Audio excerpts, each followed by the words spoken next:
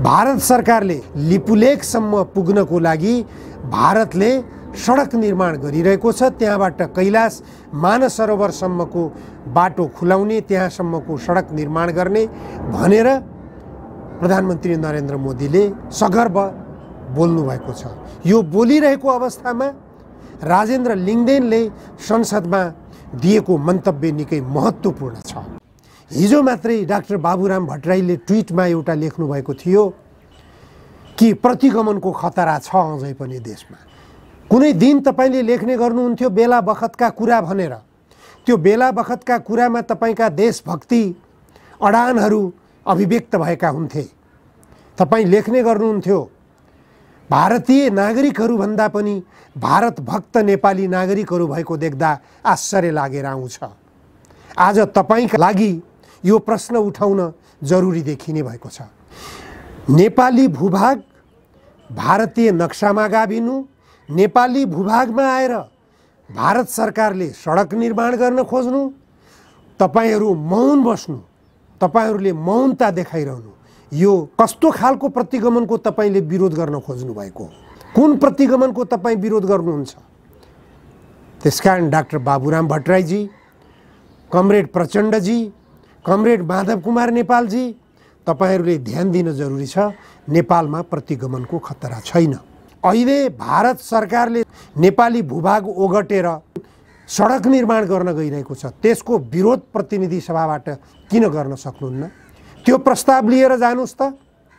केपी ओलीले त्यो प्रस्तावको विरोध गर्छन् कि गर्दैनन्?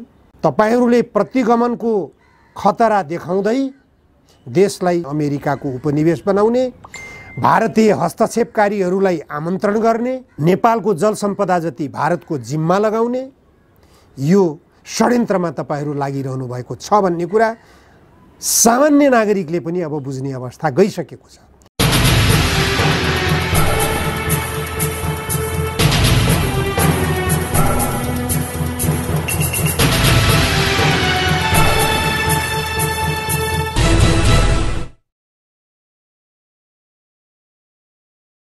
नमस्कार, जनधारणा खबरको युट्युब च्यानलमा यहाँहरूलाई स्वागत छ। आजको जनचासोको 228 श्रृङ्खलामा म उपस्थित भएको छु निमकान्त पाण्डे। आज 2078 साल पुस 24 गते प्रधानमन्त्री शेरबहादुर देउवा बालकोट पुग्नु भएको छ।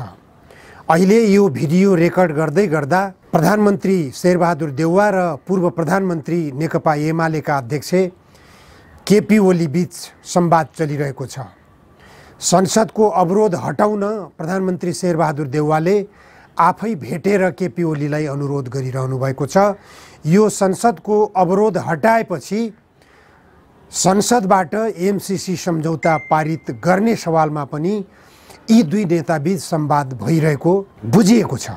यता नेकपा एकीकृत समाजवादी पार्टीका अध्यक्ष माधव कुमार नेपालले एमसीसी सम्झौता यथास्थितिमा पारित गर्न नसकिने अडान लिँदै आउनु भएको छ।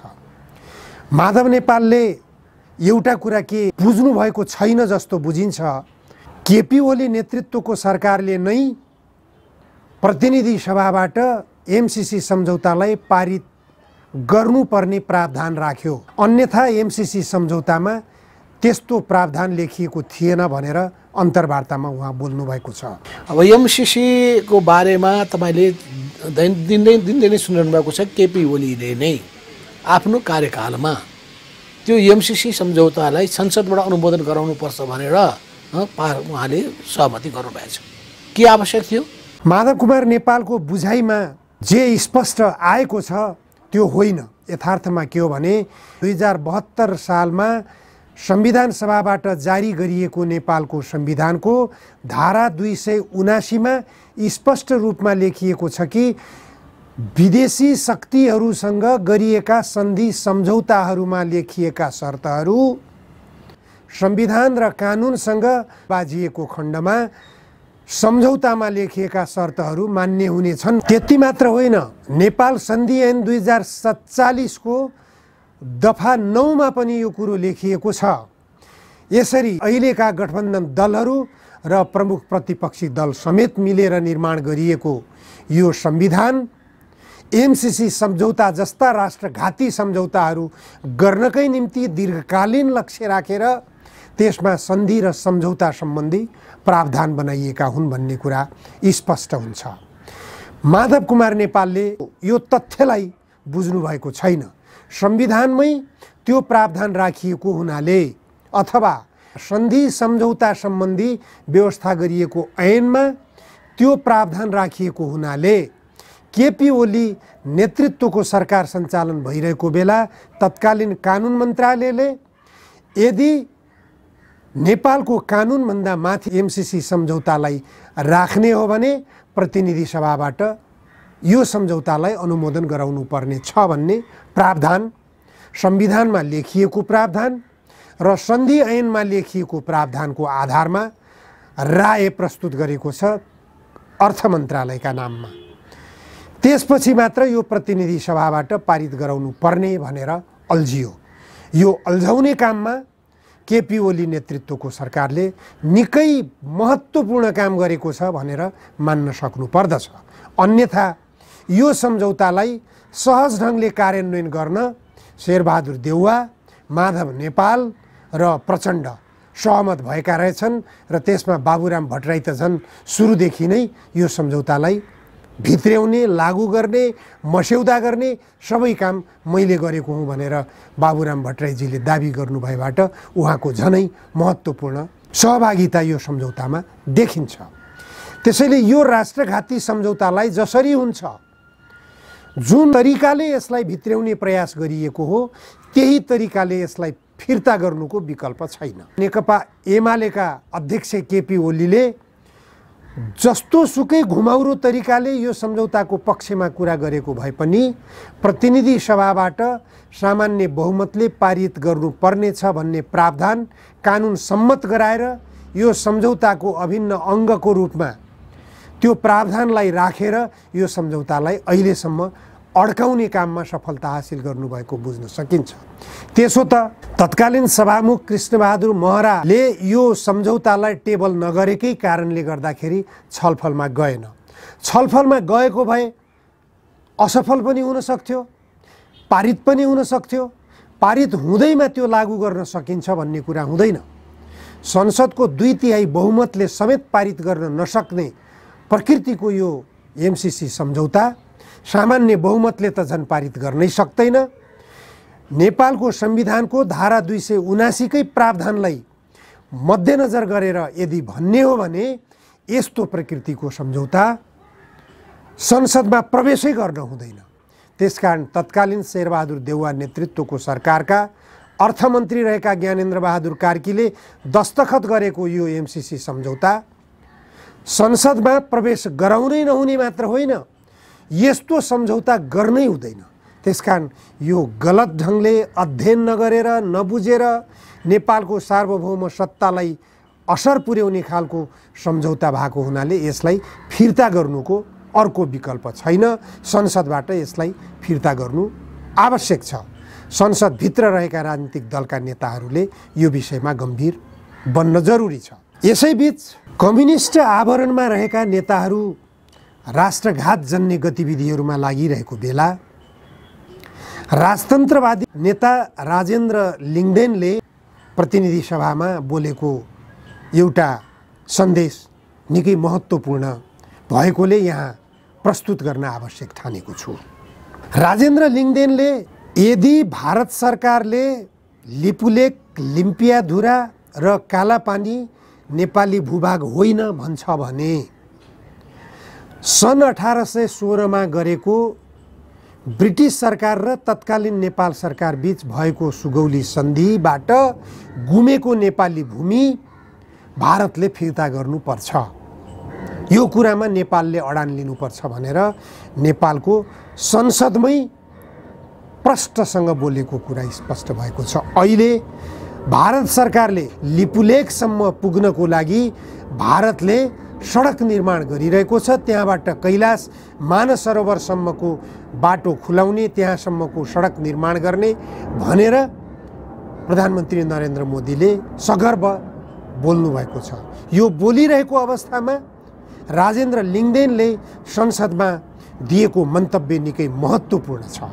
त्यो मन्तव्यमा राजेन्द्र लिङदेनले भन्नुभएको छ, यदि लिम्पियाधुरा, लिपुलेक र कालापानी नेपाली भूभाग भारतले फिर्ता गर्न चाहँदैन, नेपालको संसदबाट पारित गरेर त्यो भूभाग नेपालको हो भनेर नेपालको नक्सामा गाभेर नेपालको नक्सा सार्वजनिक गर्दाको अवस्थामा पनि भारतले अटेरी गर्छ भने सुगौली सन्धिबाट गुमेको भूमि भारतले फिर्ता गर्नुपर्छ भन्ने कुरामा नेपाल पक्षले अडान लिनुपर्छ, नेपाली जनताले अडान लिनुपर्छ। यो माग लिएर भारत समक्ष प्रस्तुत हुनुपर्छ भनेर दह्रो रूपमा आफूलाई प्रस्तुत गर्नुभएको छ। हामीले संसदमा लिम्पियाधुरा, लिपुलेक, कालापानी समावेश भएको नक्सा प्रकाशित गर्न ढिलो भयो भनेर सरकारको आलोचना गर्यौं, खेद समेत व्यक्त गर्यौं। अहिले सरकारले नक्सा पनि प्रकाशित गर्यो मात्र होइन, अब त्यसलाई संविधानमा व्यवस्थित गर्न संविधान संशोधन समेत पेश गरेको छ र अब केही दिनपछि पारित हुनेछ। दुनियाँलाई थाहा छ यो संविधानमा, वर्तमान संविधानमा मैले प्रतिनिधित्व गरिराखेको राष्ट्रिय प्रजातन्त्र पार्टीको सबभन्दा ठुलो असहमति छ। यो संविधानको आधारभूत कुराहरू संघीयता, गणतन्त्र, धर्मनिरपेक्षता लगायतका विषयवस्तुहरूमा यसको फरक मत छ। तर अहिले पेश गरेको प्रस्ताव कुनै दल विशेषको प्रस्ताव नभई हामी सबैको साझा र मुलुकको सार्वभौमिकता, अखण्डता र राष्ट्रियतासँग सम्बन्धित विषय हो। हामी सबैभन्दा माथि देश छ, देशभन्दा माथि अरू केही छैन। आज यो राष्ट्रियतासँग सम्बन्धित विषयमा राष्ट्रिय प्रजातन्त्र पार्टीको कुनै शर्त छैन, कुनै किन्तु परन्तु छैन, निशर्त समर्थन छ। आज मलाई यो सुनाउन पाउँदा गौरव हुन्छ। नेपालको राजनीतिक पार्टीहरूमा आज आकारले सानो भए पनि राष्ट्रिय प्रजातन्त्र पार्टी त्यो पार्टी हो जसले यो संविधान संशोधन पेश हुन साथ औपचारिक रूपमा समर्थन गर्ने निर्णय गरेको थियो। विगतमा भएका गल्ती, कमी, कमजोरी, इतिहास र अरूलाई थोपरेर आफू चोखिने दिन आज होइन। न त कुनै दलभित्रको पनि गुट र गुटभित्रको पनि कुनै नेताले जस लिन खोज्ने दिन हो। आज संसदमा भएका नभएका, पाखा लगाइयो भनिएका सबै शक्तिका लागि खुसीको दिन हो र सारा नेपालीको खुसीको दिन।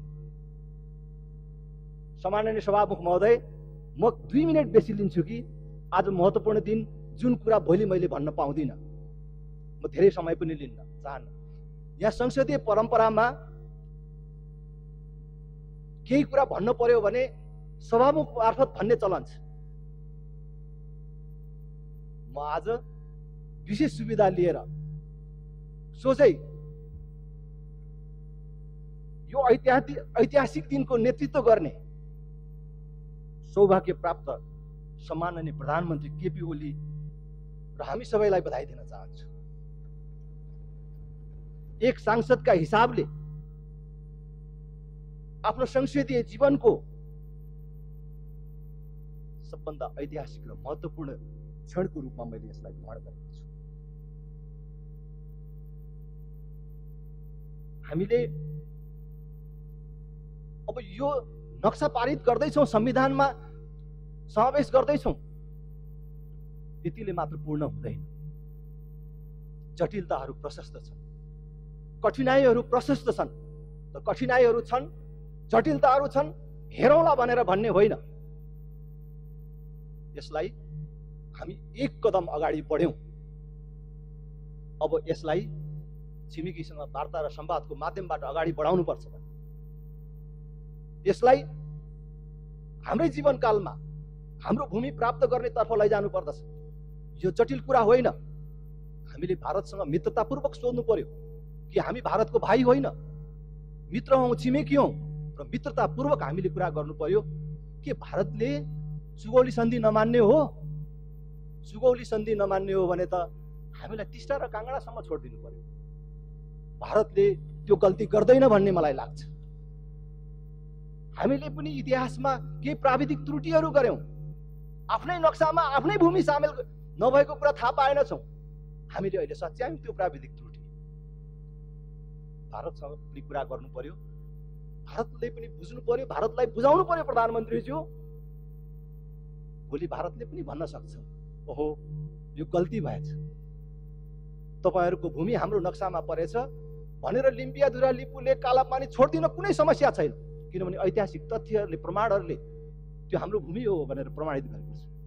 त्यसकारण हामी यसलाई असम्भव छ, जटिल छ भनेर भन्दा पनि यो सम्भव छ र सक्छौं भनेर हामी अगाडि बढौं भन्ने म आग्रह गर्न चाहन्छु। यस्तो राष्ट्रवादी देशभक्ति अडान नेपालका कम्युनिस्ट नेताहरूले किन देखाउन सक्दैनन् संसदमा?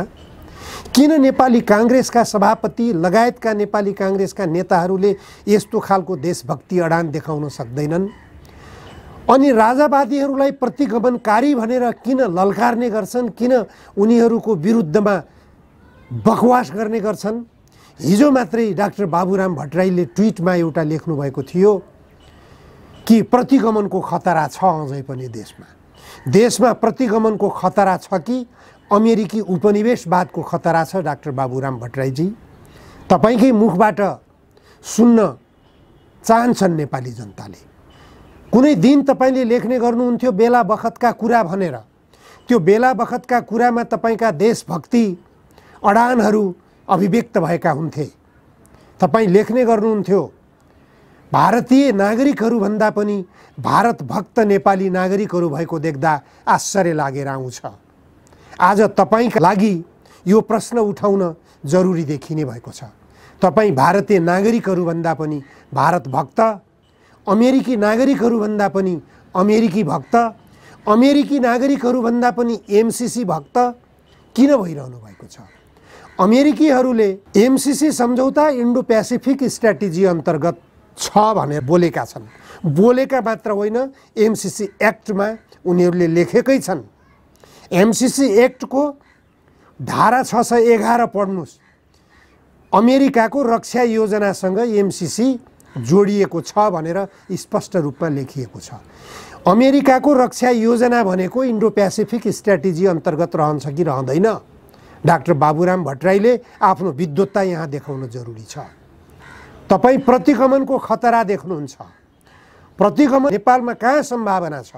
राजा सामान्य नागरिकको रूपमा आफ्नो जीवन निर्वाह गरिरहेका छन्। कतै पनि राज संस्था पुनर्स्थापना हुने सम्भावनातर्फ राजाको चलखेल देखिएको छैन। भनेपछि तपाईले प्रतिगमनको खतरा कहाँ देख्नुहुन्छ? प्रतिगमन त तपाईहरूबाट भइरहेको छ। प्रतिगमनको उग्र रूप भनेको नेपाललाई उपनिवेश बनाउने तपाईहरूको अभियान हो। यो अभियान नै सबैभन्दा खतरनाक, सबैभन्दा घातक, सबैभन्दा राष्ट्रघाती प्रतिगमन हो। नेपाललाई अमेरिकाको उपनिवेश बनाउने सबैभन्दा घातक प्रतिगमन हो। नेपाली भूभाग भारतीय नक्सामा गाभिनु, नेपाली भूभागमा आएर भारत सरकारले सडक निर्माण गर्न खोज्नु, तपाईहरू मौन बस्नु, तपाईहरूले मौनता देखाइरहनु, यो कस्तो खालको प्रतिगमनको तपाईले विरोध गर्न खोज्नु भएको? कुन प्रतिगमनको तपाईँ विरोध गर्नुहुन्छ? त्यसकारण डाक्टर बाबुराम भट्टराईजी, कमरेड प्रचण्डजी, कमरेड माधव कुमार नेपालजी, तपाईहरूले ध्यान दिन जरुरी छ। नेपालमा प्रतिगमनको खतरा छैन। केपी ओलीले प्रतिनिधि सभा विघटन गरेर प्रतिगमनको खतरा निम्त्याए भनेर आरोप लगाउनु भयो। तर आखिर त्यो प्रतिनिधि सभाबाट तपाईहरूले के गर्न सक्नुभयो? के गर्यो त्यो प्रतिनिधि सभाले? तपाईहरूको भत्ता बढाउने बाहेक अरू केही काम गर्यो? केपी ओलीलाई प्रधानमन्त्रीबाट बहिर्गमन गरिसकेपछि तपाईहरूको संसदले नेपालको हितमा, नेपाली जनताको हितमा के काम गर्यो? त्यसकारण केपी ओलीले जे गरेका रहेछन् अथवा प्रतिनिधि सभा विघटन गरेर आम निर्वाचनमा जाने जुन निर्णय गरेका रहेछन् त्यो निर्णय त उपयुक्त गरेका रहेछन् नि। त्यही निर्णयलाई तपाईँहरूले प्रतिगमन देख्नु भएको थियो। तर तपाईँहरू पनि अब चुनावमा जाने बेला भइसक्यो। चुनावमा नगएर तपाईँहरू केही पनि गर्न सक्ने अवस्थामा हुनुहुन्न। अहिले भारत सरकारले नेपाली भूभाग ओगटेर सडक निर्माण गर्न गइरहेको छ, त्यसको विरोध प्रतिनिधि सभाबाट किन गर्न सक्नुहुन्न? त्यो प्रस्ताव लिएर जानुहोस् त। केपी ओलीले त्यो प्रस्तावको विरोध गर्छन् कि गर्दैनन् त्यहाँनिर हेर्नुहोस्। त्यसकारण तपाईँहरूले प्रतिगमनको खतरा देखाउँदै देशलाई अमेरिकाको उपनिवेश बनाउने, भारतीय हस्तक्षेपकारीहरूलाई आमन्त्रण गर्ने, नेपालको जल सम्पदा जति भारतको जिम्मा लगाउने यो षड्यन्त्रमा तपाईँहरू लागिरहनु भएको छ भन्ने कुरा सामान्य नागरिकले पनि अब बुझ्ने अवस्था गइसकेको छ।